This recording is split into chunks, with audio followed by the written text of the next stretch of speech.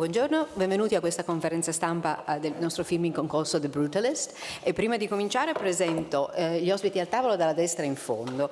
Sarò lenta perché sono tanti. Emma Laird, Alessandro Nivola, Isaac de Bancolé,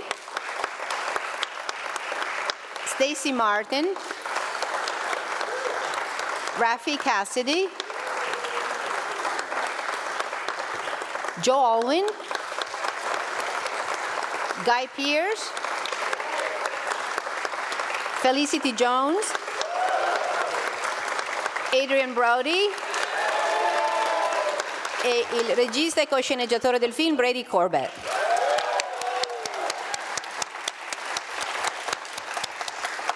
I'm going to start with a question to simply contextualize it, because we've been talking with Brady about this film for a long time. Tell us about the choice of setting in post-war, in the post-war period, and center about architecture. Those are two major components of the film. Absolutely. Just before we get into post-war psychology and post-war architecture and how they march in lockstep, I would like to thank Julia Daniolo, who has supported me in my films for over a decade. I would like to thank the festival, Alberto, Sylvia, thank you so much. Thank you. Because when no one was supporting these films, this festival was. And it made my films possible. Okay, so post-war architecture and post-war psychology.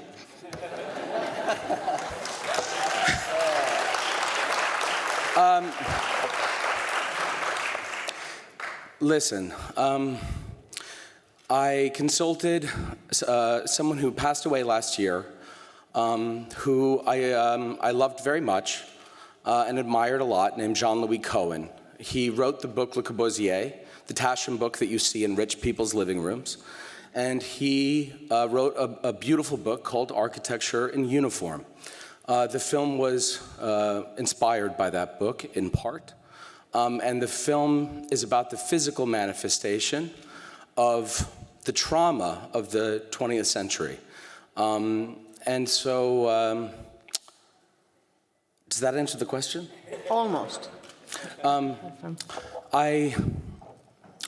So Jean-Louis was an expert, and I asked him one question, which was, can you give me an example of someone who was stuck in the quagmire of the war, that was able to rebuild their life in America?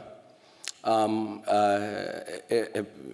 he said, no, there's zero examples, which I found really haunting, because there were so many architects out of the Bauhaus that had so much talent. And you know, we didn't ever get to see what it is that they were planning to build, the futures that they planned for and expected. This movie, unfortunately, is a fantasy film. It's a virtual history, because it's the only way for me, accessing the past. Because, you know, once you start writing, it all becomes fiction. And so the film is, it's dedicated to them, the artists that didn't get to realize their visions.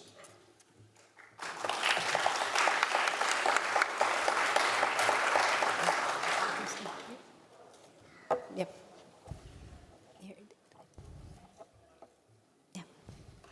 Thank you. Congratulations, everybody. Stephen Schaefer here for the Boston Herald. Brady, why did you want to make the film in this format with VistaVision 70 millimeter, 3 hours and an intermission, rather than maybe doing a mini-series or something? And for Adrian, how did you step in to Laszlo's life and shoes and determine, you know, who this man really was? Well, first of all, in my experience, and there's probably exceptions to the rule, but television is not a writer's medium, but an executive's medium. So I decided to make a film instead of a miniseries. And in regards to VistaVision, it was a format that was developed in the 1950s. Actually, I think it was Paramount. And so it felt like the best way of accessing the period. I mean, with regards to portraying Laszlo, I've been looking. This is the. Hello. I was saying, with regards to portraying Laszlo Toth, firstly, it's a beautifully written and constructed character on the page. But it is one that I felt immediate kinship and understanding for, and that I was adept to play. Some of you may know my mother's work. My mother is Sylvia Plahi. She's a wonderful photographer. She's a New York photographer. But she's also a Hungarian immigrant who fled Hungary in 1956 during the Hungarian Revolution and was a refugee and emigrated to the United States, and much like Laszlo, started again and lost her home and pursued a dream of being an artist. And I understand a great deal about the repercussions of that on her life and her work as an artist, which I think is a wonderful parallel with Laszlo's creations and how they've evolved, and how post-war psychology influences your work in a creative manner, and all other aspects of your life moving forward. And it's just such a beautifully thoughtful, even though it is fictional, it feels very real, and very real to me, and that's so important for me to embody a character and make him real, and for a film like this to not only represent the past, but remind us of the past and how so many things in our present are we must learn from. There is a question here. There. Hi. I think your film was close to perfection, for me at least. And I read on the festival's page that you're probably the only director who didn't give a statement. You just said you wanted to say thank you to whoever helped you make that film. And it did feel like there was a massive urgency for you to do it from the first frame and then across 3.5 hours, and also through the acting of all your magnificent actors. The urgency is really what I came out of it with. Is that correct? And why so, if it is? Thank you. This was an incredibly difficult film to make. I'm very emotional today because I've been working on it for 7 years. And it felt urgent every day of the better part of a decade. And I'm just really grateful to everyone that spent 3.5 hours with it last night. We'll spend 3.5 hours with it later today. And the cast and crew that made this film possible, because this film does everything that we are told we are not allowed to do. I think it's quite silly, actually, to have a conversation about runtime, because that's like criticizing a book for being 700 pages versus 100 pages. I've read great novellas. I've read great, multi-volume masterpieces. And, for me, it's just about how much story there is to tell. I mean, maybe the next thing I'll make will be, 45 minutes, and I should be allowed to do that. Everyone should be allowed to do that. the idea that we need to fit inside of a box, I think is, you know, I think it's quite silly. We should be past that. It's 2024. You know, we're, as Harmony Korine once said,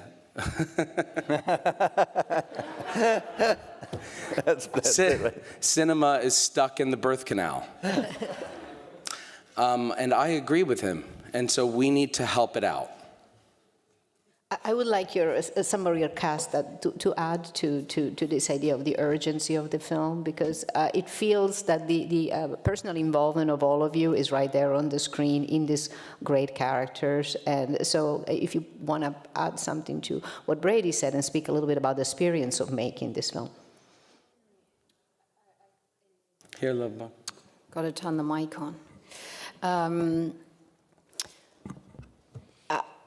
There, in playing Elizabeth, she's very much like the train that she arrives on, in that she is only going one direction, which is forwards, with great persistence and optimism and fervour, very much like Brady and Mona in making this film. So I would feel like urgency is absolutely at the core of what we were making. And I was thinking about, I was listening to a song by the Black Eyed Peas, and there's a great line, which is, we've got one word, love. And I think also underpinning the story, and particularly for Elizabeth and Laszlo, is this idea of love, and the greatest love stories always come with urgency. There was a question here. Hello, my compliments. The movie is fantastic, and it's called Cinema Seventh Art because it should normally include all of them, right? So in your case, I was curious about the beauty that you were able to transmit. For example, in the beginning, there were what I detected was the Edward Hopper paintings in the 30s. They seem like paintings, some scenes, you know, in the bar, or. And I was curious, how did you work on the scenery of it? For example, the room, the beautiful library that he prepared, was already existing? Did you work on sketches, or what is the art of the film? Judy Becker is our production designer. As many of you probably know, she designed films like Carol, I'm Not There, Brokeback Mountain, and many, many others. She's brilliant. And she just understood the assignment, and she showed up and worked on a shoestring budget, because the film was, you know, not made for a lot of money. It's a low budget film, and she never complained, and she you know, bolstered my experience, because at times it was, of course, very difficult, and she really over-delivered.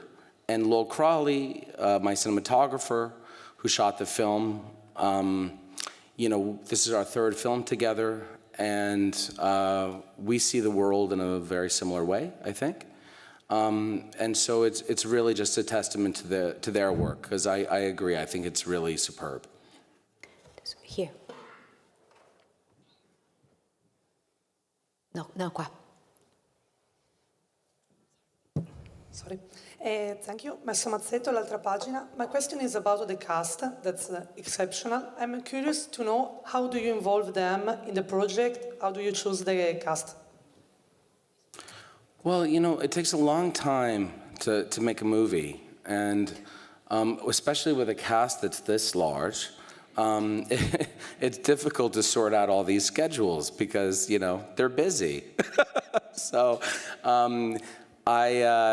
you know, it's pretty simple. I cast the people that I think are the best, you know, performers that are available, and that's it. I'm very proud of all of their work. I'm also not surprised that they're all great in the film. This one there. Hi, thank you. I just don't want to be a nerd, but I was really amazed that the movie was shot on that analog, and the imperfection. It was amazing. Thank you so much, and it really gave the feeling like we are watching a movie from 70s. So, my question is to all actors: how does it feel like working with a medium? It is analog. I don't know the differences while you are shooting. Is it challenging, extra challenging, or is it? VistaVision sounds like a sewing machine. so they had to act. But how was it for you guys? Did it affect your experience shooting on film? Well, the funny thing is, even though that camera was so noisy, I've never done a film where I've never done any ADR. Shout out to Steve Single, our mixer. So it was quite incredible that we had to deal with the noisy camera, which personally I found really sort of invigorating and exciting, and as we all know now, for those of us who have sort of spanned the era of working on film and now working in the digital realm, it's really lovely to work with machines that are actually sort of working and have a sort of a time limit. The film canister only lasts 10 minutes or whatever it does, and they have to check the gate, and there's a sort of an analog and an organic process that belongs there, and you feel like you're part of that. I mean, very quickly, I think you slip into what is most vital, which is our connection and relationship, not just with each other, but with Brady, and what Brady is giving to us and bringing to us every day. So that becomes the prime focus. But to your point, to work with some machinery that feels old-fashioned is lovely for an old fellow like me. So it was great, really. And again, when Brady said, no, you don't have any ADR to do, I thought, how's that? So the sound... It's because you're not in the movie. We cut you out. I've been cut out of the film. I haven't seen the film yet, so I haven't realized that I've been cut out of it. It's because there's no dialogue. I just mime all the way through the movie. Yeah. I understand. I'm just playing catch-up, sorry. C'è una domanda là dietro, sì. Hi, first of all, congratulations on the movie. I saw it last night. It was a very special screening because we didn't know what to expect, and then there was the intermission in between, and it was a very fun time in the screening. I wanted to ask to Mr. Corbet and all the cast as well, if you drew inspiration on something else, any other art form besides, obviously, Brutalist architecture for the film, whether it's music or paintings or other movies. And yeah, the same question goes to everyone else as well. Thank you.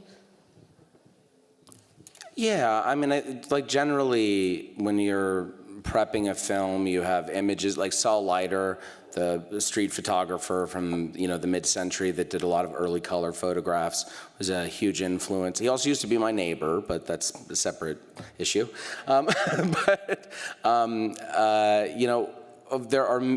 We are of course referencing films from the past. We were looking at a lot of the choreography in films like Rope, and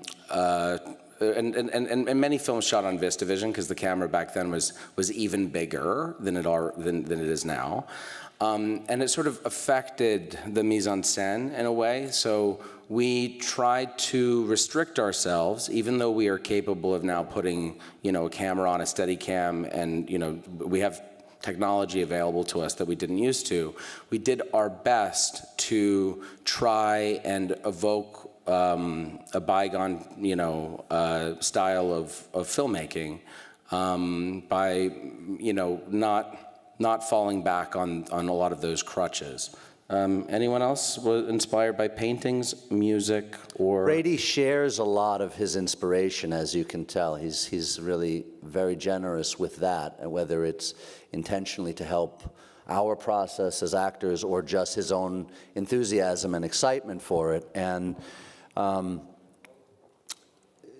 aside from beautiful paintings or photographs that really speak to the time and space, he would sometimes share a still or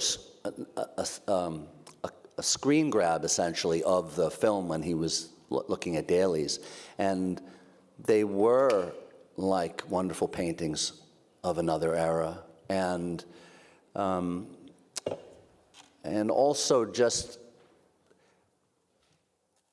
to immerse myself personally in an understanding, a deeper understanding of the complexities of architectural design and architecture as an art form, and again, how past trauma influences an artist and how our experiences in life continue to inform our work like they do for me as an actor and as a man, and as I grow and as I'm able to impart my own journey and the journeys of others and the loss of others around me into the characters that I inhabit. There is this beautiful parallel of all of it and all different mediums feeding into one another. And Brady is very correct that in so much of my character's ambition and fighting through all the suffering to create something indelible is the journey of a filmmaker trying to make something indelible with all the obstacles that we have in this creative medium. And I try to champion that in my own work, in support of his work, in support of the work that we all aspire to be able to do. And as you know, you see many films, very few come to fruition quite like this. You know, as far as the music goes, Brady, that song that you chose that we have to dance to in that scene, which is this, it's so great for the movie, but it's so annoying. You know, it goes like, east is east and west is west and the wrong one I have chose. Let's go down to... And that thing is on my, like, comes up first on my playlist on my phone every time it connects to Bluetooth in the car. And so it comes on everything. But interestingly, the song, as far as it relates to the movie, is so important because it represents the, like, desperate need to feel joy from people who have tried to assimilate as immigrants. And that's what that scene is about, is this sort of like manic joy that is us, you know, trying to celebrate under the circumstances. Yeah. Yes, and I just want to add to what was said before, the urgency. You know, in the early 80s, I met the director, Rainer Fassbinder, in Hamburg, and when I read Brady's script, he reminded me of Fassbinder, and Fassbinder was like, you know what? I always shoot a movie, I bring the crew, put the camera, and start shooting, and then after I ask for a permission. So that's the urgency I got from him. And another thing I want to add about the acting is I also had a chance to once sit at the Café de Flore in Paris with Klaus Kinski, and he was saying, listen, Isaac, don't think, just act. Just do it, because when the director hired you, don't ask if the character, it's you. So do it, do what you ask to. Your best fiend, Klaus. Yes. And thank you to Brady, because the length of the movie has nothing to do with the story of life. You know, life can be short or can be long. It depends the way we approach it. Thank you, Brady. Thank you, Isaac.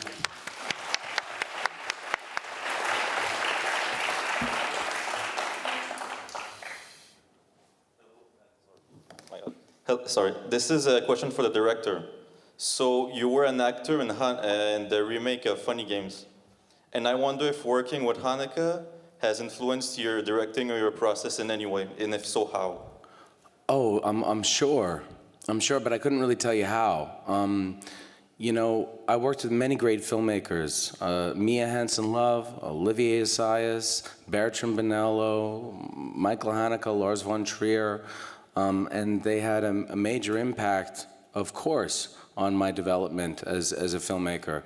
But, you know, I think mostly just because I realized, I saw what they all went through. I saw how hard it was for them. Even people that were very, very established, really suffering to bring their films to life.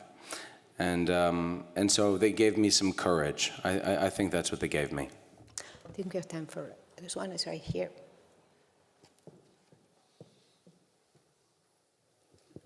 Sí, good morning, Gonzalo Sánchez, agenzia spagnola. I will do in Italian if it's possible. La mia domanda è per il regista. Prima di tutto complimenti per questo film meraviglioso. Aspetta un attimo che si mette le cuffie perché sennò non... Dicevo, prima di tutto complimenti per questo film meraviglioso. La mia domanda è per il regista. Prima lei ha detto che ci sono film o storie che non si possono raccontare.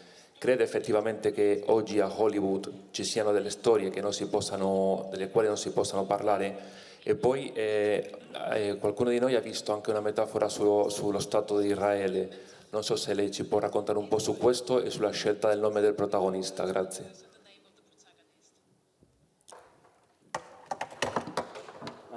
I'm so sorry, Julia. Can you help me out? I didn't totally follow that. The first question was you talked about that. You're talking about telling stories before. He's asking if in Hollywood today, are there stories that cannot be told? Yes, there are many stories that cannot be told in Hollywood. And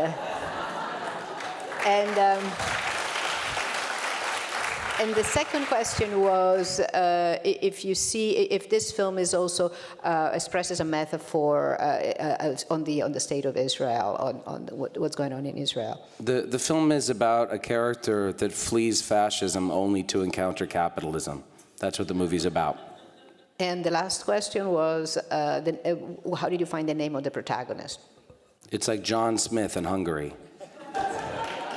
I mean, really.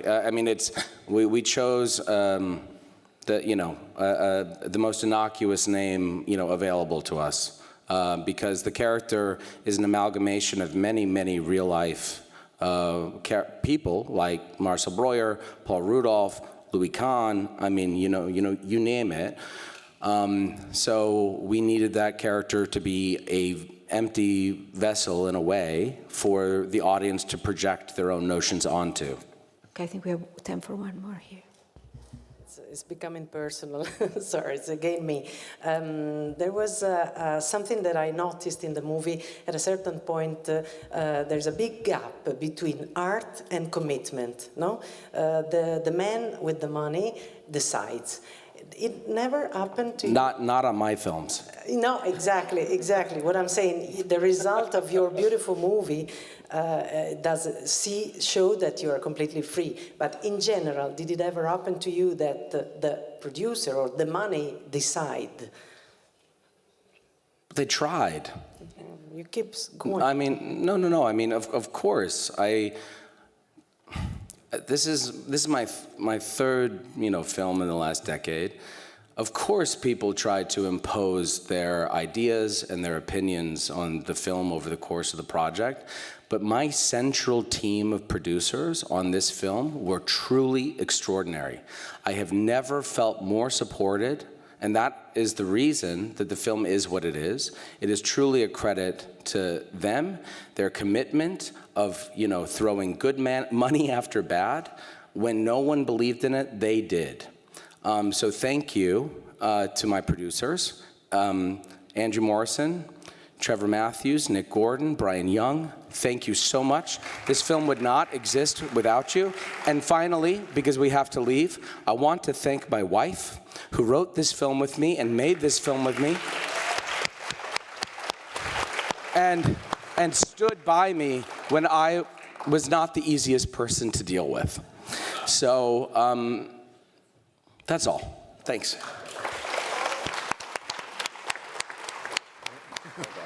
Okay.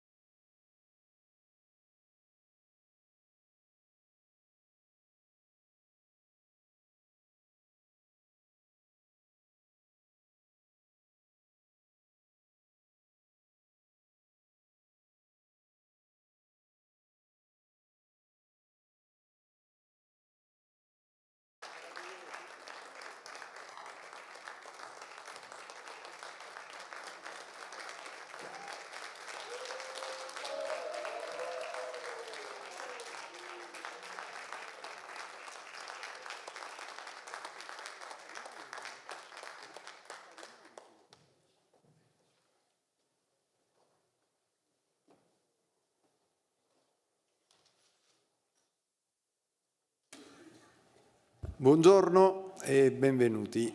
Io mi limito al saluto, ma il saluto ovviamente si accompagna al ringraziamento. Innanzitutto il ringraziamento a tutti voi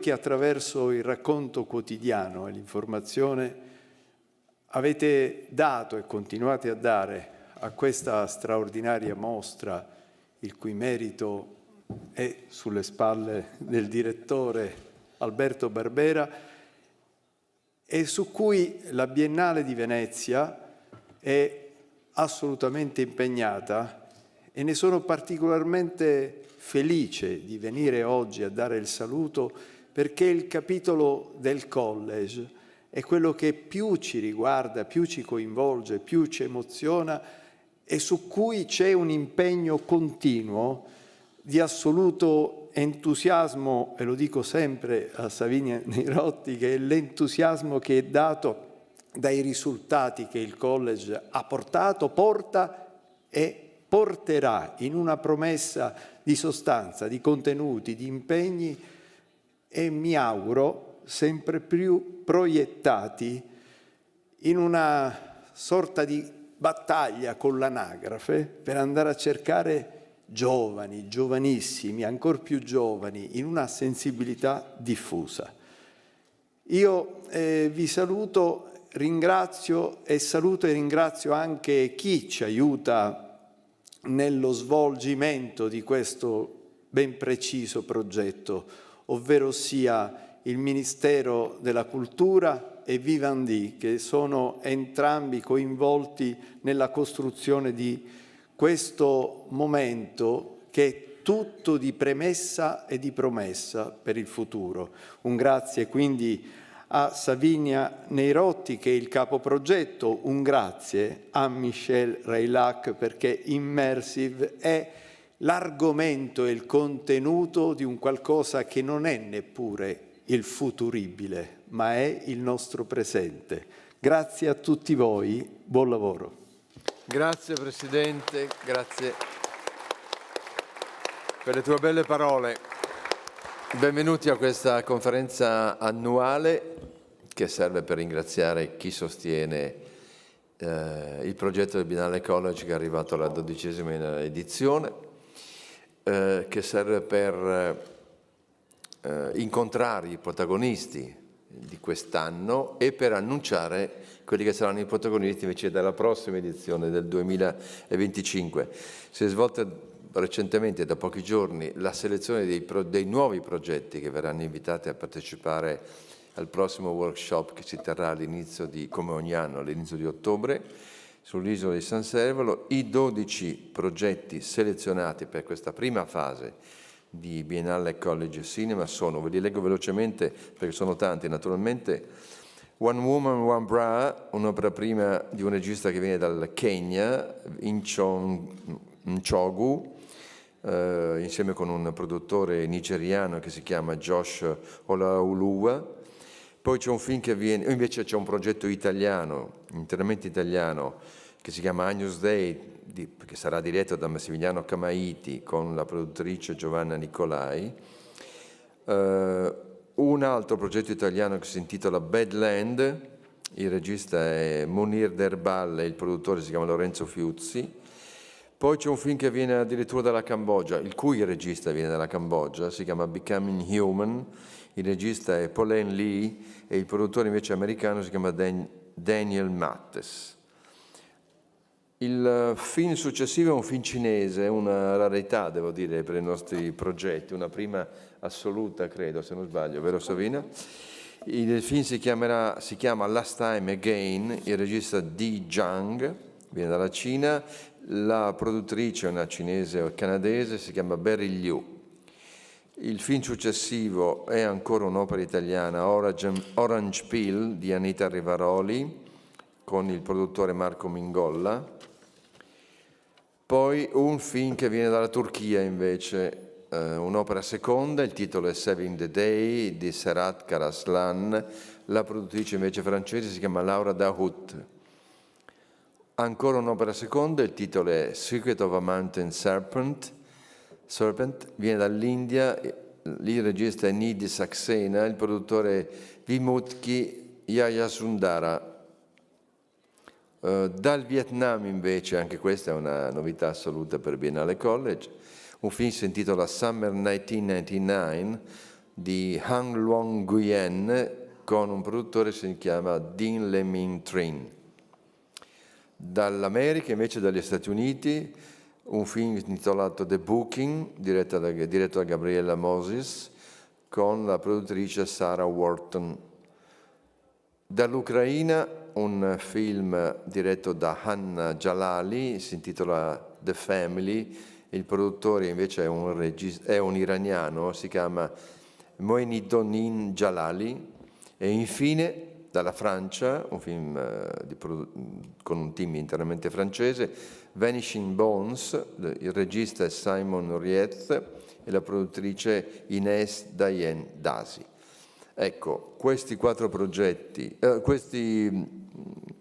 fra questi 12 progetti, al termine del primo workshop di ottobre verranno scelti i 4 progetti che riceveranno il grant per poter essere realizzati. Lunedì 2 settembre, un ultimo annuncio, verrà lanciato il nuovo bando per la 9ª edizione di Biennale College Cinema Immersive. Anche in questo caso verranno selezionati 2 progetti di realtà immersiva e si procederà con le consuete abitudini. Questo è quanto. Ringrazio anch'io tantissimo naturalmente il team di persone che hanno contribuito a costruire e a garantire il successo di questa straordinaria iniziativa della Biennale, che si chiama Biennale College Cinema, Savina Neirotti ovviamente, Michel Reillac e Jane Williams, che sono qui con noi e che conoscete benissimo e che credo abbiate avuto modo di apprezzare enormemente durante questo anno di lavoro con loro. Grazie a tutti e buona fortuna a tutti.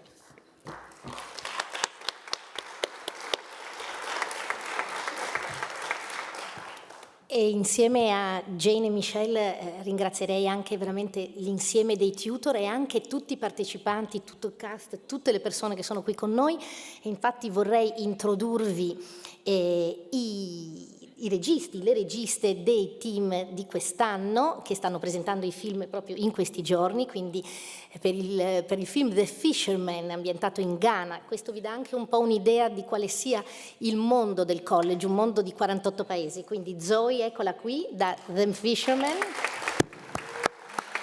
Sofia, il film ungherese January 2nd. Zanna, dall'Ucraina, Honeymoon, che potete ancora vedere lunedì. Christian, italiano, il film è oggi alle 5. E in fondo, Corinne, il progetto di realtà immersiva, vi invito ad andare a vederlo, Gossip Girls, quindi vedete continenti, mondi e anche mondi di quanti anni fa le Gossip Girls?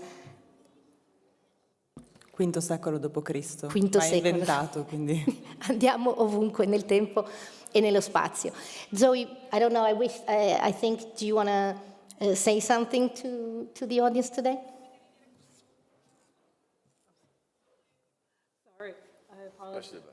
Sorry, I was listening and I think we were a beat behind. Thank you so much for having us.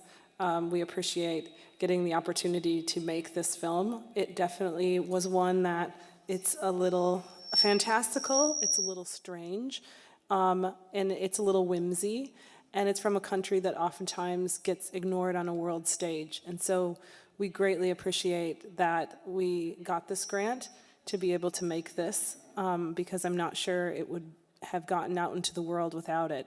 And thank you, AQUI, Madasi, for the tweet.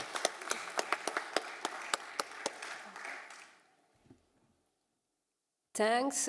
Yes, we are from Hungary, and it was really a great opportunity. It was very, very intense, and I think this intensity is already a very rare experience in the life of everybody, and what kind of decisions you can do in this short time and in this intensity. And I'm very grateful that we, the whole crew, we could experience this whole. So thank you. And it was very good to somehow work together.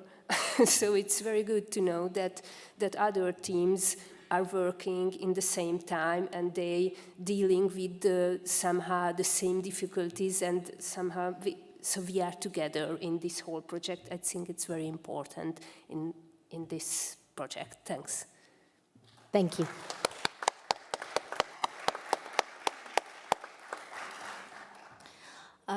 Hello to everybody. We are from Ukraine, and me and my team, we are really grateful for this opportunity because it was pretty tough experience for us. We were shooting in Kyiv, in Ukraine, during very long blackouts and missiles launching on our territory. So it was intense, but from other side, I would say it was really vital and inspiring experience because we believe that cinema and art really could make changes. Thank you very much. Thank you. Salve a tutti, sono Cristian Filippi, regista del mio compleanno, e è la storia di un ragazzo che ama follemente sua madre e scappa dalla casa famiglia dove vive per andarla a cercare. E l'esperienza alla Biennale College è stata un piccolo sogno, diciamo, per noi, ci ha concesso di realizzare questo film in pochissimo tempo e con uno scambio continuo con dei tutor veramente speciali e dei compagni di corso che ci hanno dato tantissimo per arrivare poi pronti a fare questo film e a presentarlo tra poco, oggi pomeriggio qui. Grazie a tutti.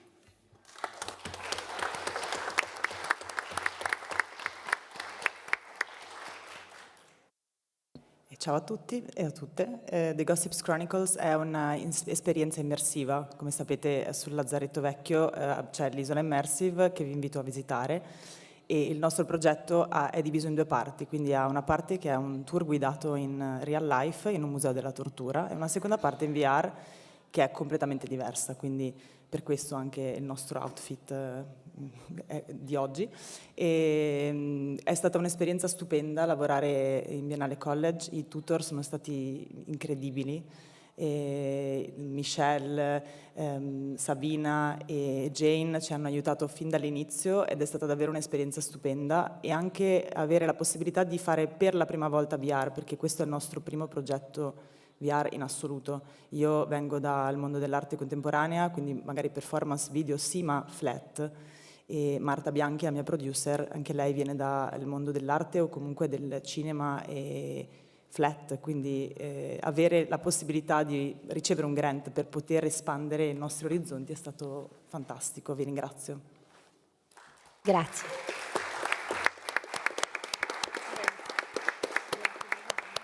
Abbiamo ancora qualche minuto, per cui se volete fare anche delle domande, se avete delle curiosità, vabbè, non siate timidi, alzate la mano, chiedete e siamo qui per rispondere. Se invece nessuno ha niente da dire, possiamo anche chiudere qui, non è che... Siete sicuri di non voler chiedere niente? Sì, c'è una domanda, ecco. Buongiorno, vorrei fare una domanda sia a Osirna che a Siladi perché entrambe le industrie sono delle industrie in cui diciamo, lo Stato per varie difficoltà diverse non riesce a supportare il cinema indipendente. Volevo chiedere a voi appunto in che modo la Biennale College vi ha permesso appunto di lavorare anche di dare questa appunto di aiutarvi in questo senso appunto avendo questo tipo di difficoltà.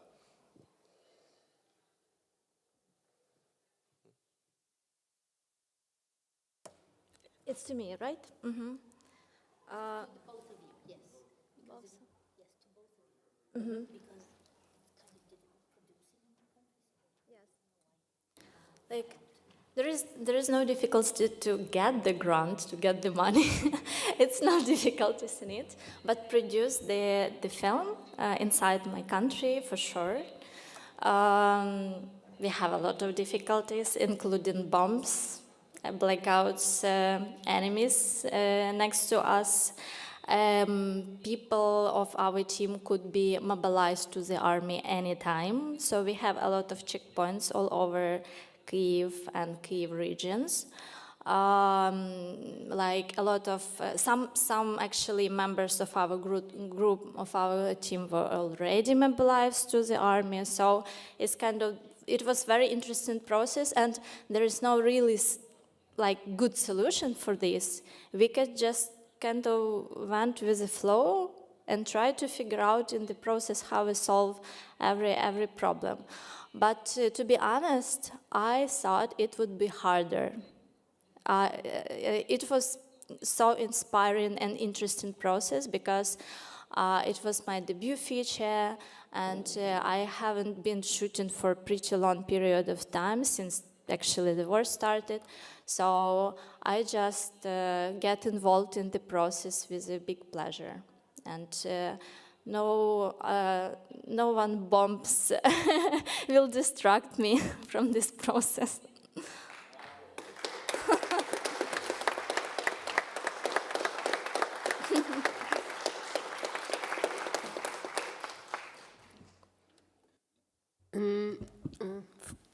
Fortunately, in Hungary, we still don't have these difficulties. But of course, you know that in Hungary we have difficulties, we have political difficulties. But to tell you the truth, that I didn't try to make this film through the Hungarian founding. So when I saw the condition of this call and I found this idea I had earlier, and I thought that they can match. So I just tried this way, and it was wonderful that it worked. I don't know how it is further, but I'm very glad that I had this opportunity, and you make this opportunity for young, I'm not young, but for young people to start their films and their career. It's just great. So that's it.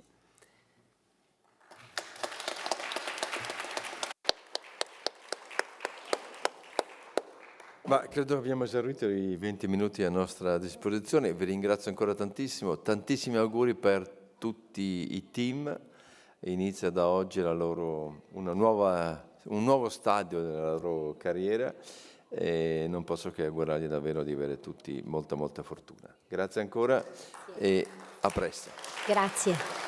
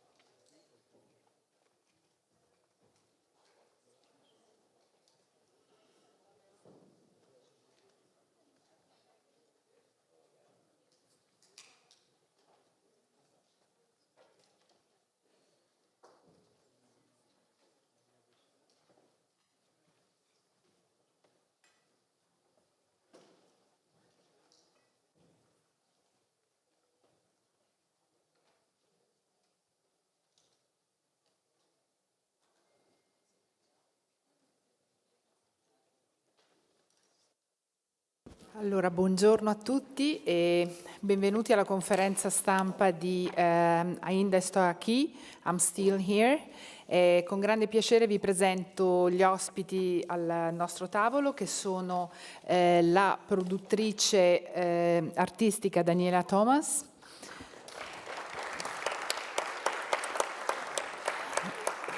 l'autore del romanzo autobiografico da cui il film è tratto, Marcelo Rubens Paiva,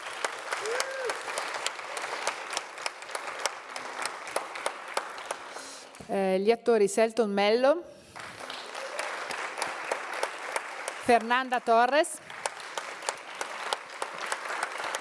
e il regista Walter Salles.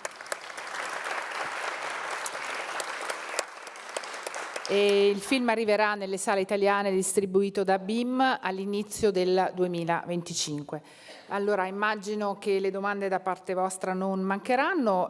Volevo cominciare con una domanda per il regista. Che cosa l'ha colpita in particolare di questo romanzo? So che ci sono diverse implicazioni anche personali.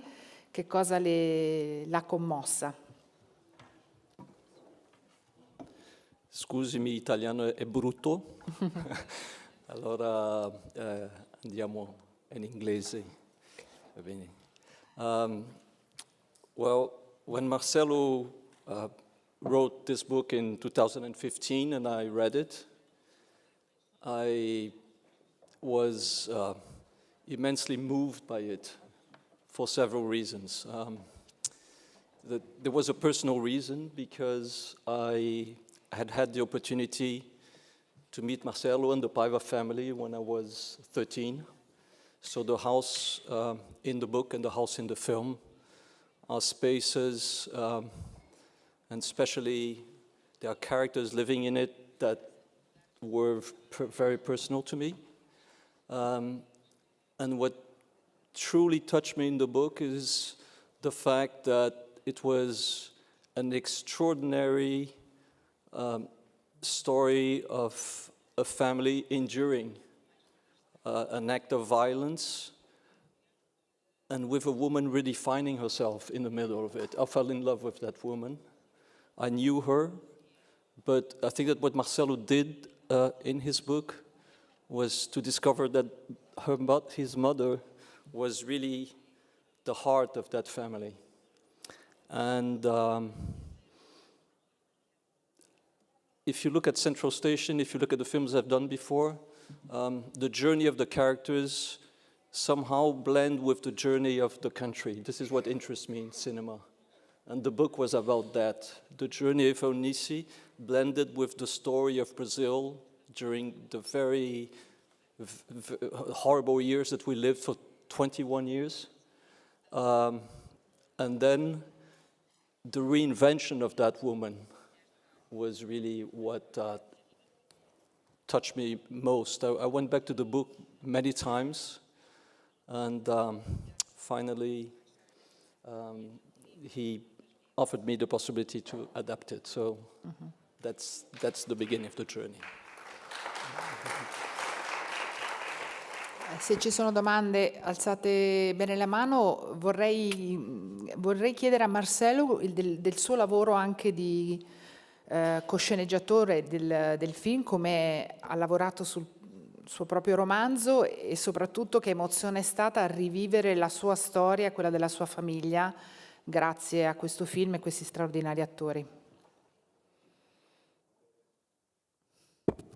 Buongiorno. Va bene, io non ho scritto come si chiama? Lo ghione. La sceneggiatura, sì. Solo il libro. Il primo libro, Felice anno vecchio, tradotto, come stai? Tradotto da Feltrinelli, pubblicato da Feltrinelli, la storia del mio accidente. E io parlo poco io parlo in inglese o in italiano, io non so che lingua parlo. Okay.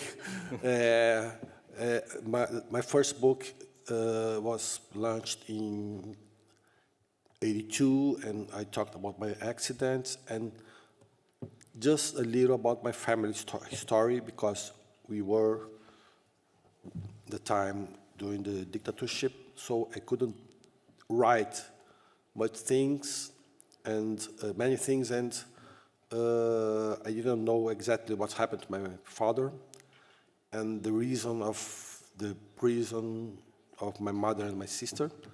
Things that I realized years and years after.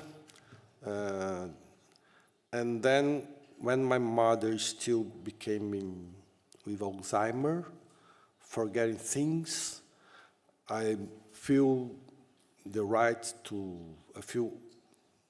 I must write something about her, because as Walter said, I discovered that she was the center of the family, and more than that, she was a mother of 5 kids, alone and without money, and being a risk for the dictatorship.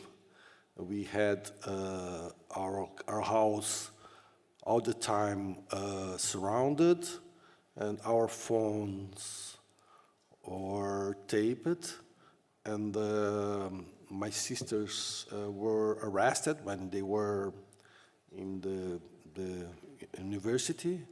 I was threatened by a military, and while she was missing her memory, I was thinking of writing this book to put her in the real role of a character in that history, the history of Brazil, to combat the dictatorship and to rebuild the democracy. And it was very important to write this book at the time, because as you see, all over the world, democracy is in a risk.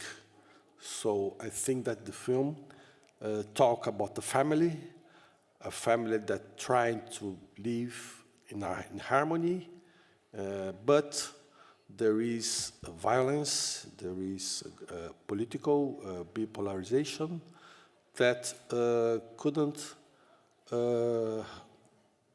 help us to live in peace. Thank you.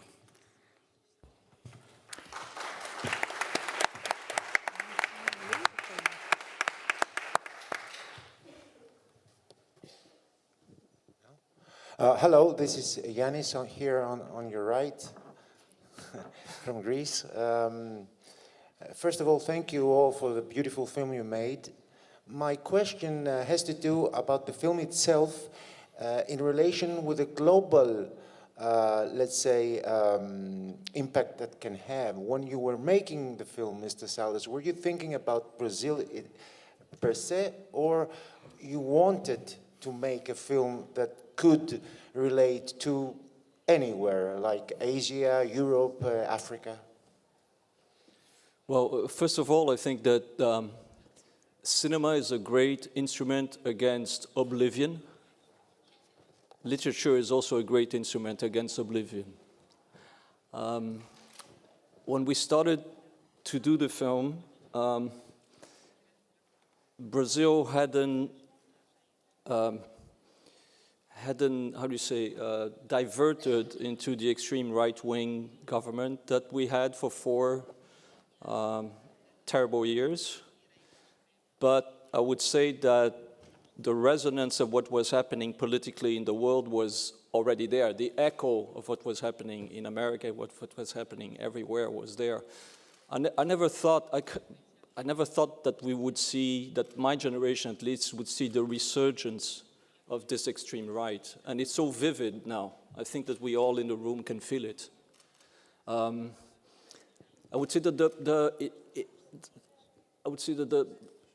the reason to do the film transcends that, but history somehow blended with it. You know, the zeitgeist somehow blended with the making of the film. The film has been in preparation for 7 years. Therefore, we started way before what was happening in Brazil, and yet there was a convergence between you know, our political reality and what we were telling. Because somehow I started to have the impression that the film was not anymore about the 70s, but it was about what was echoing in the streets itself, you know? And when I see what's happening in Hungary, what is happening perhaps in the United States again, what is happening in so many different places, I feel the anguish of the times we live in.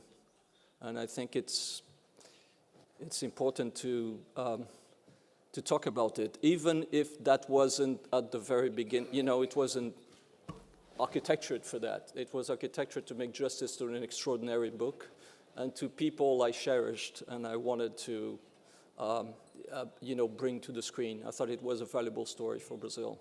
It just went beyond. There's a moment where a film doesn't belong to you anymore. You have to complete it for us in a way. La signora con la camicia rossa, poi... No, la signora davanti che aspettava da un po'. Prego. Hello, I'm Janet Nepales from GMA 7 Philippines. My question is for Ms. Torres. In your research for this role, what did you learn about the character? Where do you think did she get her strength? Because I really admired how she handled all the pressures in her life.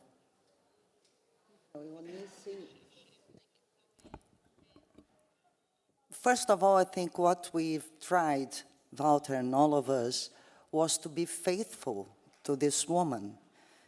She faced tragedy in her life. She was like, she had this utopic life of a house lady with 5 children with a perfect man, which in a way was related to what Brazil was living with Bossa Nova. I mean, we're going to be a great country, a country with Tropicalia and the architecture and Oscar Niemeyer and all the modernism. And this generation was suddenly, I don't know, muted by a coup. And she had to learn and to reinvent herself. And it's funny how she came from being the widow of Rubens Paiva to the mother of Marcelo. And we never knew about her, in a way. You knew about Rubens, about Marcelo, but she was always hidden. In a way, she had never had the will to be public. And she was a heroine. I mean, she was a woman who faced tragedy, who avoided melodrama. She didn't want to cry in the streets with her family. She didn't want her children to become like victims of dictatorship. And the way she decided to do it was by being silent and smiling. It's unbelievable. And then this woman reinvents herself with no money. She had a bourgeois life. And she goes back to university to become a lawyer.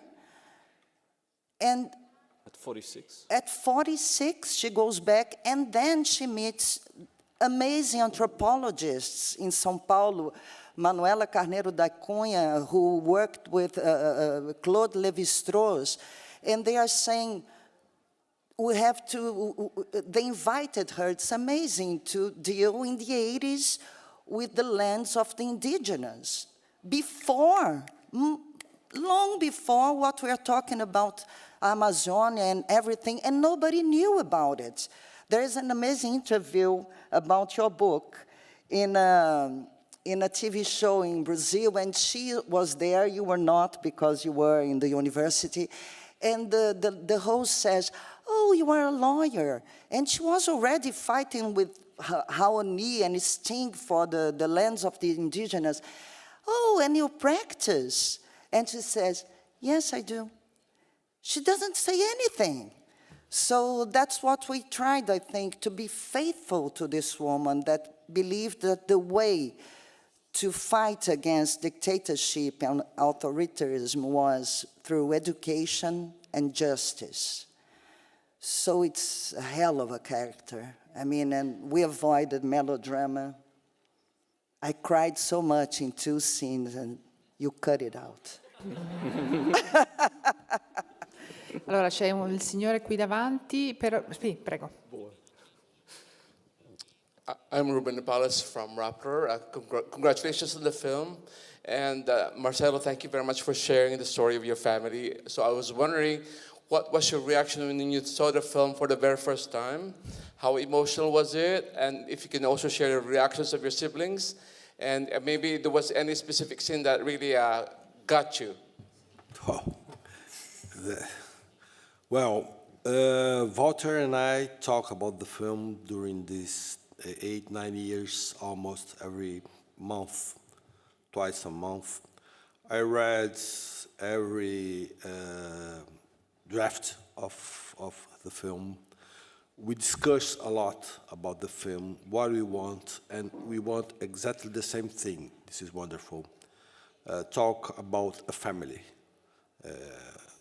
Family is suffering everywhere, you know, in Ukraine, in Gaza, in the kibbutz, in Israel, and this family is led by a woman who I knew more than anyone, because my sisters used to live out of Brazil, and I am the only guy who stay in Brazil most of the time, and all of the ceremonies and all of the events that she was invited to, I went with her. For example, in the scene that she received the document, official document of the death of her husband. And I was touched all the time by the film. I tried not to cry because I wrote the book. And I didn't cry during the book. This is funny. And I cried during my first book, but this book, no. And it's funny because I was like a professional, because it's my 10th or 50th book. And the second book that I'm back for my own story. And I wrote about several plays and screenplays. And I didn't cry when I wrote the book. But when I saw, first of all, they invited me to go to the set. I said, no, I can't. And I went once. Was the scene that the mother tells the kids that they must move from Rio to São Paulo, because, well, she realized quietly that she was a widow.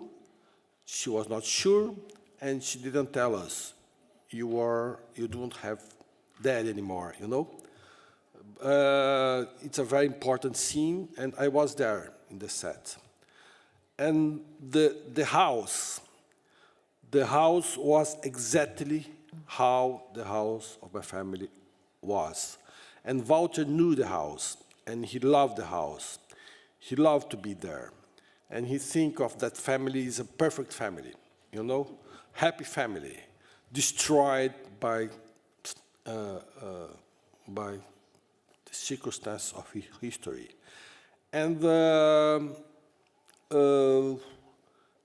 I love when the house shows up at the end of the film empty, because for me at the time when I cried, you know, with knowing that house is everything for a family.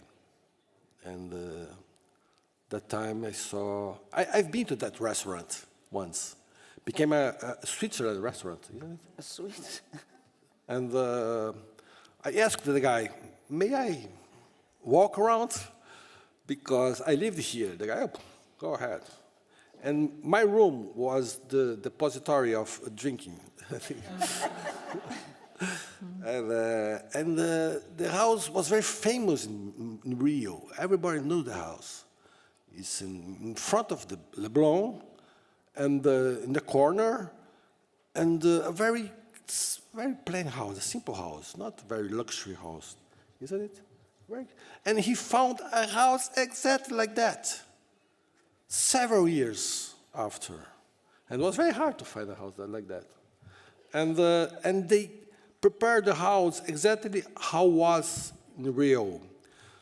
My sisters sent them croquis from the colors of the walls, and the carpets, and the sofas, and the table. And the kitchen had the details of a kitchen from the 70s, you know, the same product. And what the most amazing thing is when I get into the set, I smell the same smelling, and from 1971, so I was in shock. So for me, I love everything from the film. Fernanda at the scene, Fernanda taking shower. I remember she was arrived very thin. She stayed 12 days with the same clothes, without brushing the teeth, with the same, without bathroom, without shower. And she was taking a shower, and very thin. And Selton is exactly like my father. It's unbelievable. I don't know how he did that. It's unbelievable. Exactly like my father. The humor and the way that he talked. And a very nice and very funny guy, a very, very light guy. Because we are not supposed to live in Brazil. We are supposed to live outside Brazil. We are taking a risk there, but he assumed the risk. And that scene of Fernanda announcing the shower, the Alzheimer's scene, when she saw, Fernanda Montenegro saw the history of her husband on TV, and she wake up a little bit, and then she go down, and the empty house. The empty house for me is everything. And Walter knew my mother, even when she was in Alzheimer. And she was very delicate, she was very honest. Tete, did you see the film? Tete knows my mother. No, you didn't. You're going to see it tomorrow. Tonight. Tonight? Tonight. You're going to see it tonight. They already saw the movie. You can ask Tete, because Tete knew my mother. Tete is a friend of mine, journalist, and she was a kind of a friend of my family.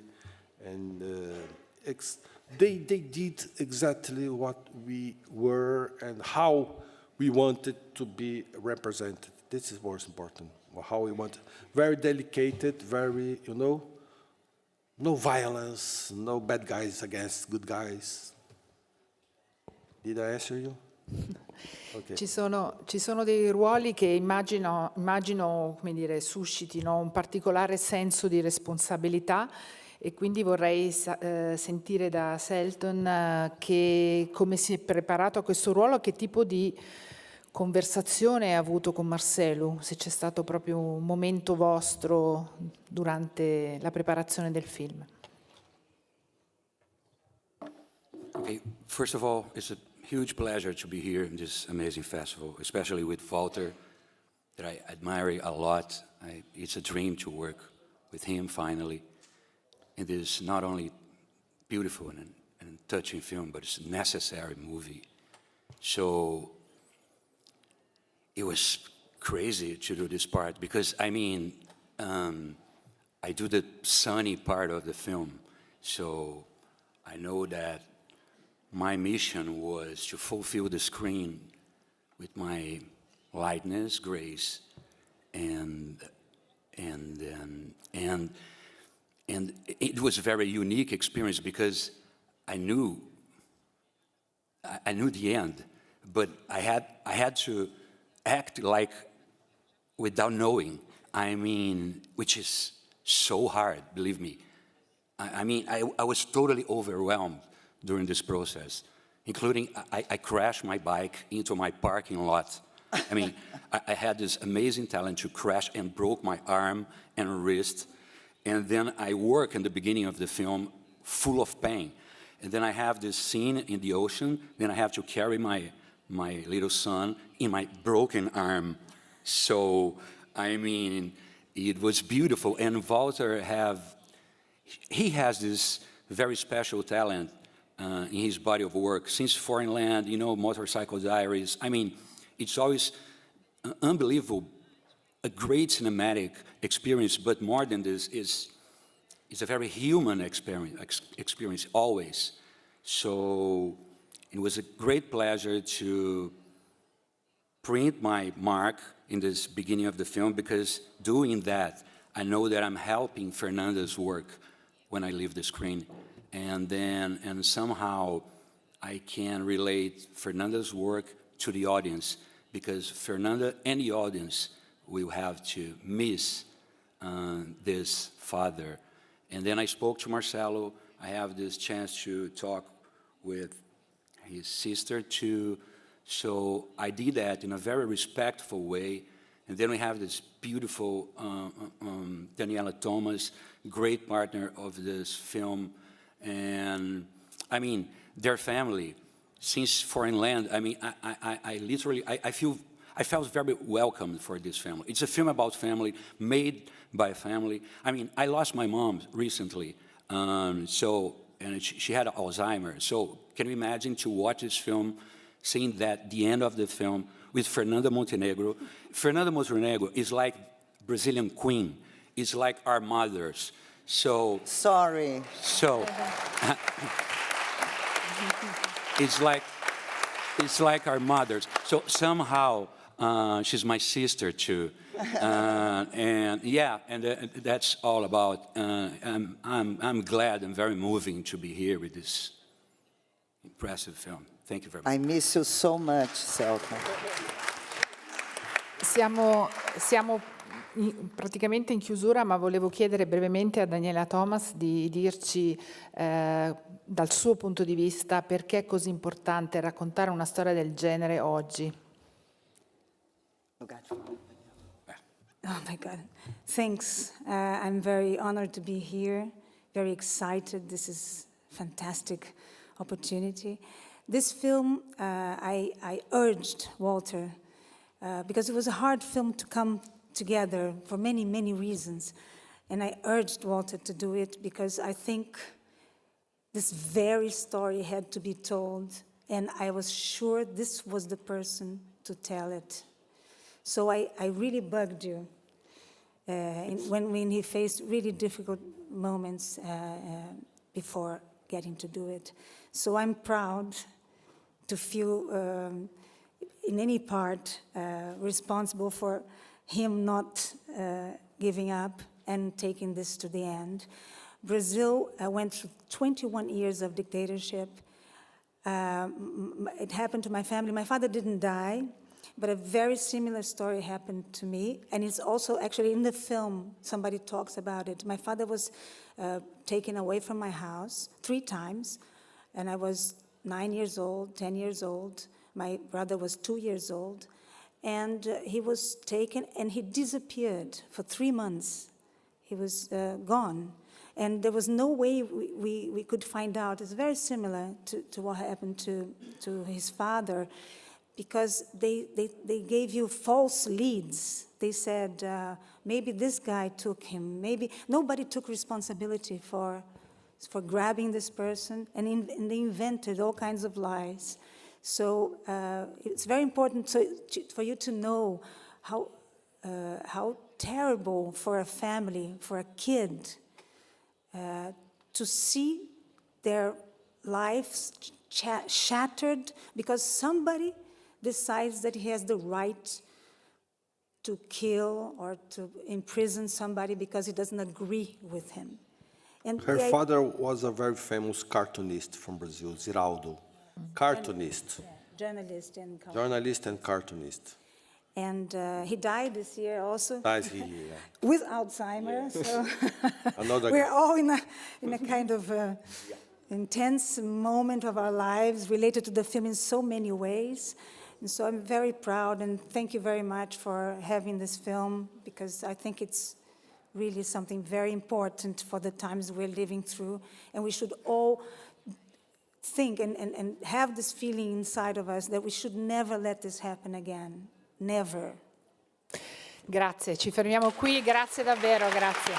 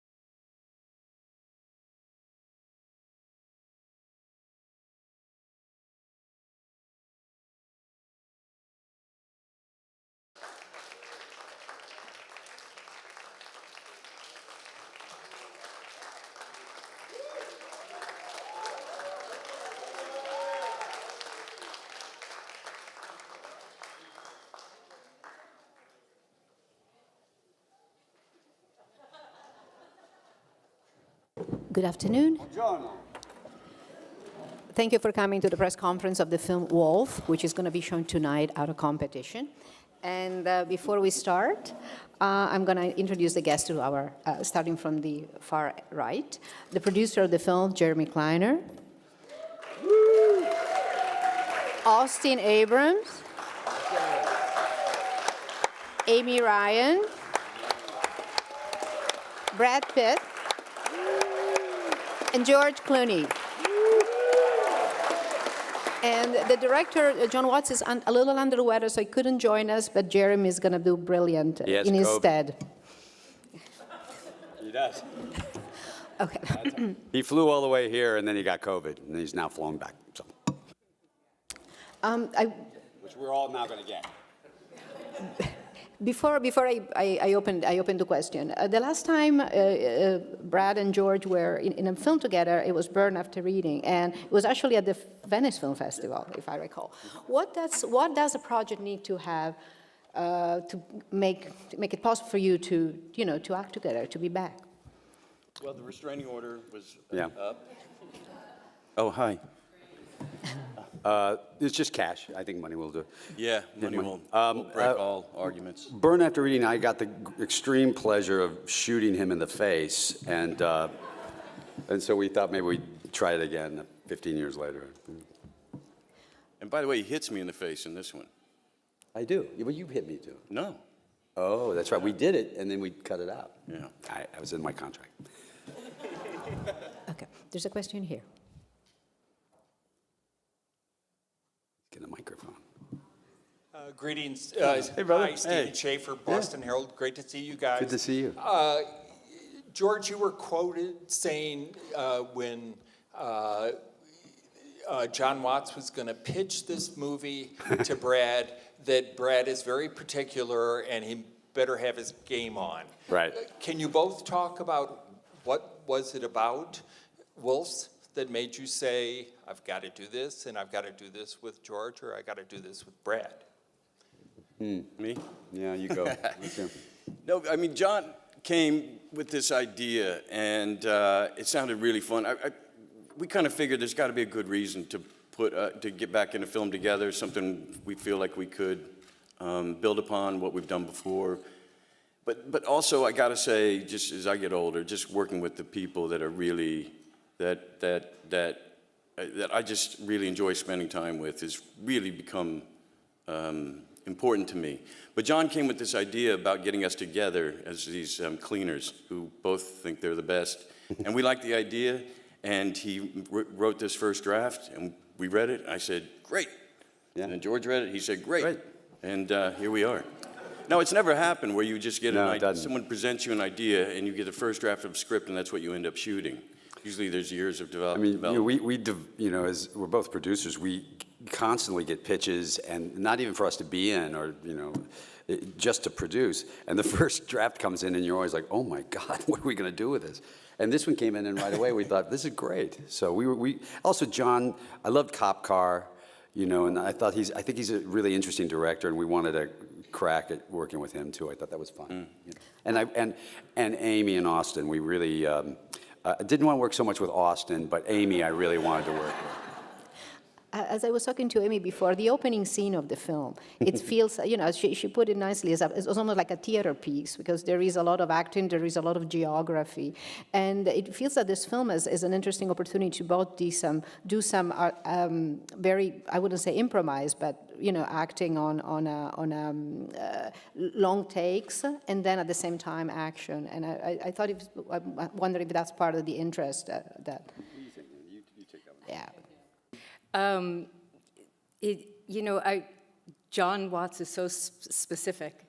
So I feel like there was room within his world to play, but I also thought the script, also when I read it, I said, oh, hell yes. This is so wonderful. It's funny. It's a great thriller that it was all there. It was all there. And then to have this opportunity to work with these two gentlemen who are obviously just expert and phenomenal gentlemen to be with, and Austin, who laid flat, face down for me for 2 weeks with no complaints. So and no clothes. And no clothes. But it was, John would also go away. He'd go back to his video village and edit. And then we'd come back and do another take because he knew he wanted one other detail. So reminded me somewhat of like Sidney Lumet, who had all his shots mapped out. But John had the ability of technology there to actually splice it together and then go back and get what he needs. There's a question there. Hello there, George and Brad. Scott Orland with Cinema Magazine. If you think back on the history of Hollywood, it's kind of littered with different varied stories of mismatched coupling, you know, and kind of what makes it work is the friction between the two protagonists. So how challenging is it to conceive of a story, work on a story where you have unique friction that's not what people have seen before? And if you look at each other, where are you similar and where are you mismatched? I'm much younger. I know I don't look it, but I'm much younger. You know, Brad and I have been doing this a long time, separately and together, and part of what was fun about this was, you know, there is a rhythm to talking over top of one another, right? There really is. It's like, it's not just blasting. You have to be able to hear one thing to be able to answer it, but not step all over each other. And I think over a period of time, we just had the rhythm worked pretty well right off the bat. We just felt like it's easy. You know, it just felt like from the minute I read the script, from the minute we got on the set, that sort of banter, the way we kind of blast at each other the whole time, just felt easy, you know. It wasn't the ones I felt, Austin has what was that, like a 2-page monologue that he did all in one, and that's much harder than what we were doing. Much. Besides being the middle of winter, New York, shooting nights, and Austin having to spend most of the time in his underwear. He did the heavy lifting. Oh, really? Austin, how hard was that monologue and the rest? Hello. It was, I mean, it was daunting, the whole thing, you know? I mean, it was the thing I did my audition with, but I was very thankful to, like, I mean, I was nervous to do it in front of you guys, for sure, you know? Well, because if you blew it, we were going to hit you with a lamp. Yeah, they're very aggressive. No, but they were really, really giving to me in terms of, like, I don't know, their, like, attention and when I was doing it, and were very generous in that way. And so I felt, I don't know, I just really appreciated that. So, I'm sorry, I wasn't listening. What did you say? So it was like, they made it easier, essentially, is what I'm trying to say. Yeah. There's a question right there. Yeah. Peter Paul Huth, Interfilm Germany. I have a question to Mr. Clooney. Watching the film, your character reminded me a bit of the bagman you were playing in Michael Clayton. So I was wondering, is this a kind of the bagman who goes on his own and does his own business, or did you see any relation? Michael Clayton, I was a nice, sweet lawyer. I mean, this is, no, this one, I think this is kind of the playing off of Harvey Keitel in Pulp Fiction? In Pulp Fiction, a little bit, the wolf, the fixer, you know, and sort of just having two of them. And I think that's what he was trying to do with the story. I'm pretty sure that's what he was trying to do with it. We didn't talk about it, but. Here, she's there. Hi, good morning. Maria Guerra, Quinótico, Spain. Congratulations on this movie. This morning there were two very, very young journalists so excited about this comedy. And I was wondering what's left for the new generation. Because, I mean, the streaming industry has changed completely, the industry. So what do you think, what's left for them? There will be this generation, this iconic generation like yours? Well, I would say that, you know, when I was a young actor, there were 64 television shows. About 40 of them had acting, some of them were news shows. And so on Monday mornings, you go to open up the LA Times and see where your show ranked to see if you still had a job, you know, if you were only in the top 20. There's 700 shows or some crazy amount. There's a lot of work for actors. It's about, you know, how we find it and how we find people and, you know, all of that stuff. It's a, you know, streaming is, we need it. Our industry needs this, right? This is part of what we're doing. But they also benefit from having films released. That's why Brad and I were working so hard to try and get these released. And we're figuring it out. We haven't got it all figured out yet. And this is a revolution in our industry. But we need Apple and Amazon, and they actually need distributors, right? They need to have Sony or Warner Brothers, who actually have been doing this for 100 years. So we're figuring this out. And what I do think I see is a lot more work for actors. We're having to curate it differently, and we're going to figure that out, and we haven't quite got it yet. And this, you know, we'll feel this for a period of time. COVID really complicated things, but we're getting there. A lot of work, but I'm actually very excited for young actors because I feel like there's a lot more opportunity than there has been, or there was when I was young, at least. Hello, this is Yanis from Greece on your right. Congratulations for the very fun film. I mean, everyone was so relieved watching it this morning.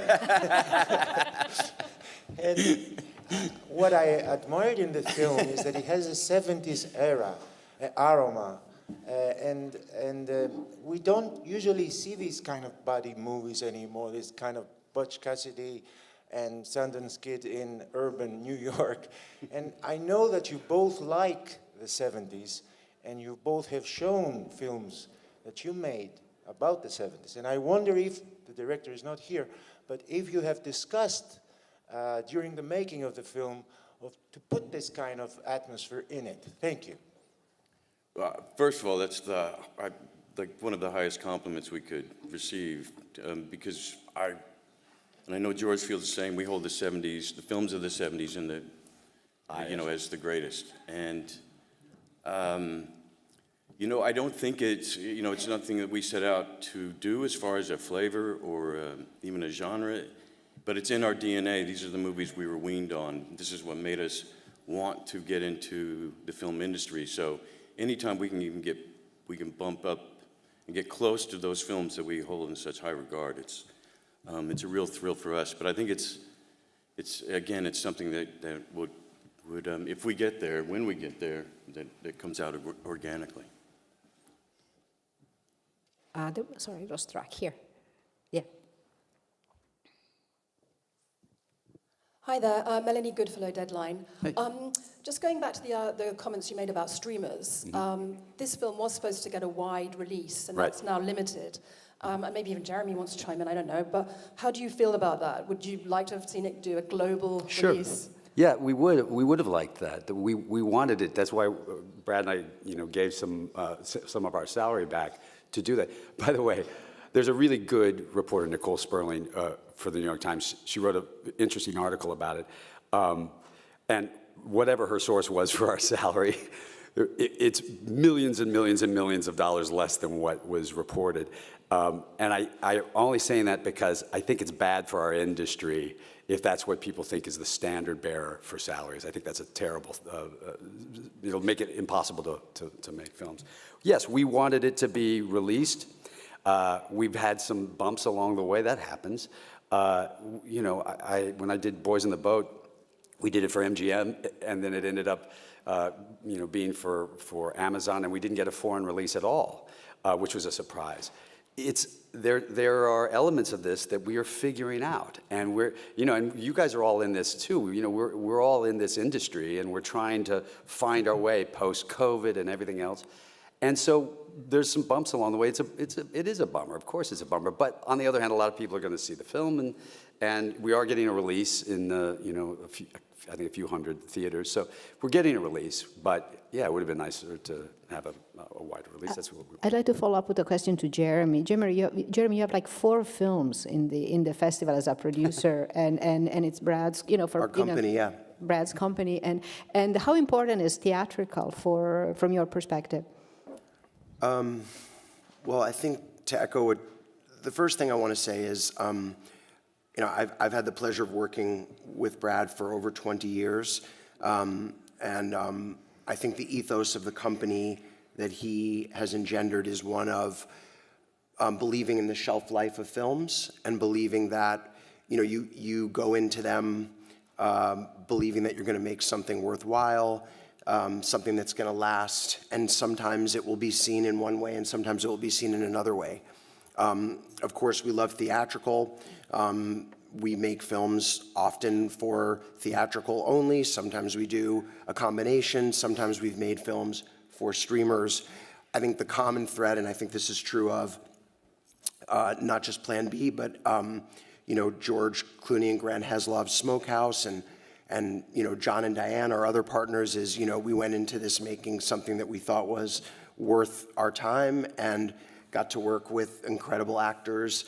Had the pleasure of working with Austin on an independent film years ago, also with Amy Ryan years ago. Theatrical is obviously a key component. But as George said, I think figuring out the exact operational way that these movies reach people today is it's a complicated equation. And I think, but from our side, we're really proud of the film, and we really believe in what we did. I think we'll always be romantic about the theatrical experience. At the same time, I love the existence of the streamers because we get to see more story, we get to see more talent, it gets more eyes. So it's a delicate balance right now, and it'll right itself.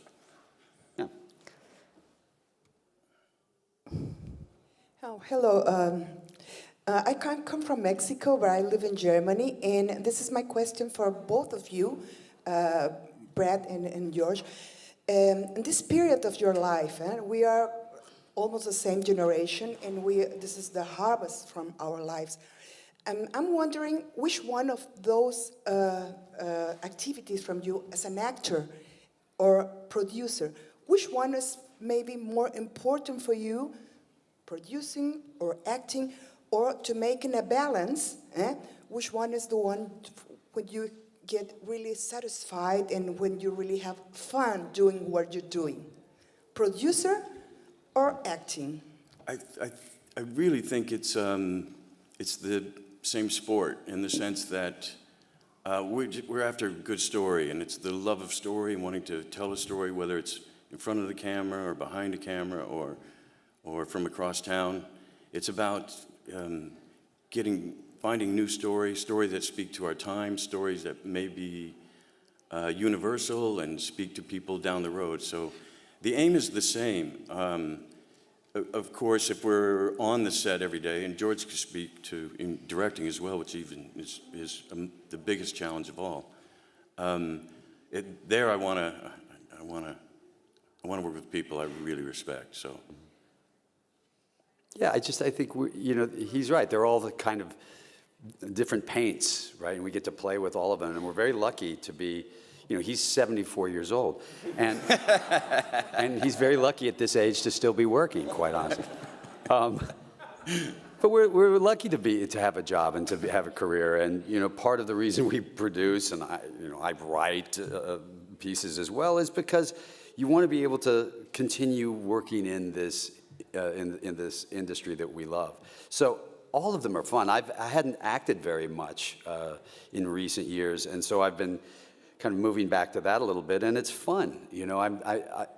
I'm 63 years old, and I get to still do what I love and enjoy it and have fun, and that's I grew up cutting tobacco on a tobacco farm for $3.30 an hour, and so this is all just icing on the cake for me, and it's fun. There.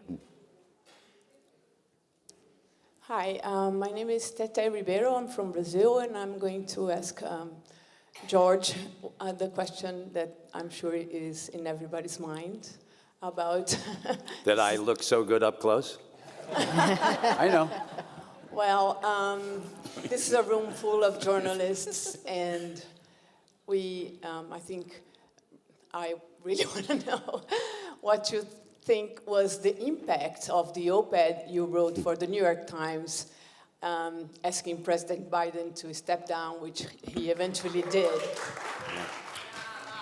You know, I've actually never had to answer that question, so I suppose I'll do it here. The person who should be applauded is the president who did the most selfless thing that anybody's done since George Washington, and that's true. And so anybody, all the machinations that got us there, that's all, none of that's going to be remembered, and it shouldn't be. What should be remembered is the selfless act of someone who, you know, it's very hard to let go of power. You know, we know that. We've seen it, you know, all around the world. And for someone to say, I think there's a better way forward, that's all the credit goes to him. And that's really the truth. And all the rest of it will be long gone and forgotten. And so I'm just very proud of where we are in the state of the world right now, which I think many people are surprised by, and I think we're all very excited for the future. And so that's, you know, I think that's all I'll say on that. I think that's the smartest way. Okay. And there. Hi, Gunnar Railing from Sweden. Hey. Hi. So sort of continue on that then. There are quite a few. Let's go back to the film. Yeah, I'm talking about films. Okay. Films. Okay. Because there are quite a few films here in Venice this year that talk about the rise of fascism, the danger of fascism. There are films about Mussolini, about others, etc. How do you feel the importance of filmmakers to approach those subjects in times like this? Somebody else take that one. You want me to take that? You take it. Yes. No, of course. I mean, this is the power of film. This is storytelling. We find ways to speak to our time and what we are facing and where we want to be. So, I mean, this is why we're here. So it'll always, these stories will always prevail. So I don't know what to say beyond that. Well, I would also say that films are not news, right? It takes a couple of years to get something together. You know, All the President's Men came out 2 years after, you know, Watergate. So there's a little bit of history that you can reflect on in films that you can't. My father's a newsman, and you know, that's all of that it counts for the exact moment it happens, and then it kind of becomes old. Films get to reflect and look back and say, well, let's have some perspective on this. And so, you know, slower sometimes is a better way of being able to find out where we all land in it. And I've seen this, we've seen this in a lot, you know, you talk about 70s films, you know, watch Network again, and it's hard to imagine that everything Paddy Chayefsky wrote about in 1975 came true. So, you know, it's a little easier to look back with films, I think. You've done one more, and it's there, and then we have to go. Hi, Levin Trio from Belgium, De Morgan. You've talked about the streaming aspect, you know, about the release, but I was wondering specifically, what does it say about movie stardom, you know, star power, the fact that a film with Brad Pitt and George Clooney doesn't get a theatrical release these days, or hardly? I mean, yeah, what do you make of that? Clearly, we're declining. We're in decline. See, Austin's here. He's the young one now. He's carrying all the weight. And Austin, how do you feel? Trying to help. Yeah. No, don't defer this to me. No, yeah, we're throwing it to you. I don't want to answer that question. No, I'm not going to. I don't know. You know, the reality is when Brad and I were young actors, there was still a form of a studio system, right, where, you know, ER broke for me at Warner Brothers, and I got a 5-picture deal at Warner Brothers, and you sort of get protected along the way. You know, I did Batman and Robin in the middle of all that shit, but, you know, somewhere along the way, you're protected in a way, and there was some machinery behind it that I don't see so much of for younger actors. That might be a good thing, you know, sort of the democratization of our industry is not a bad way to go. And, you know, again, I actually think that, you know, infinitely more people are seeing them because of these streamers, and I think that's a good thing, you know. And to follow up on his question, I wonder if some of the attraction of this particular script was also a little meta dimension to it, because you know, it's also a play about yourself and as the movie stars and the way you know each other. Yes, it is. You know, I mean, it is sort of. Yeah, I guess. You know. Yes, it is. It's it was funny when we read the script. He didn't tell us which part. Remember? That's right. He didn't tell us which part. He just sent us the script, and we called. We talked to each other on the phone, and we were both figured out which one we were going to do. We were like, yeah, I'm going to play that part. I'll play that one. So it was funny. We didn't really. So this, it just from the minute we got it, we thought it would be fun and a fun part to do. I'm sorry they call me we're run out of time. Thank you so much, and thank you Thank you for coming. Thank you all. It's okay. Yeah. There's an old one.